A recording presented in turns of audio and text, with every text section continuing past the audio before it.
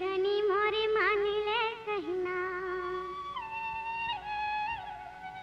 सुखी बराबर सावन महीना सुनी धनी मोरे मान ले कहना सुखी बराबर सावन महीना सुनी धनी मोरे मान ले कहना सुखी बराबर सावन महीना धनी आवे उदासी भैया लो बांध के आऊं मेरा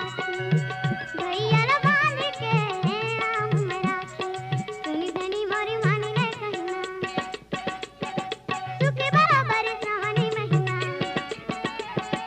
सुनी धनी मोरे मान ले कहना सुखी बराबर सावन महीना धनी आवे उदासी भैया लो बांध के आऊं मेरा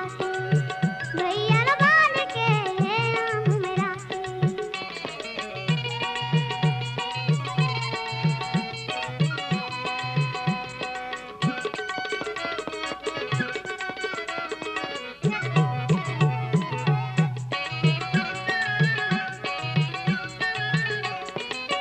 तुम्हारी बहिनी कब ले आए राजा देखा ना स्वामी के रहाओ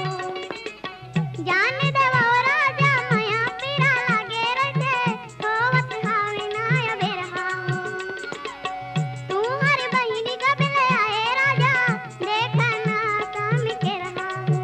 जान देवा राजा माया पीरा लागे रहे होवत हावे ना अबे रहाओ कभी लगते बंगी साथी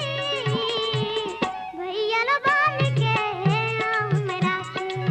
भैया लो बांध के आऊं मेरा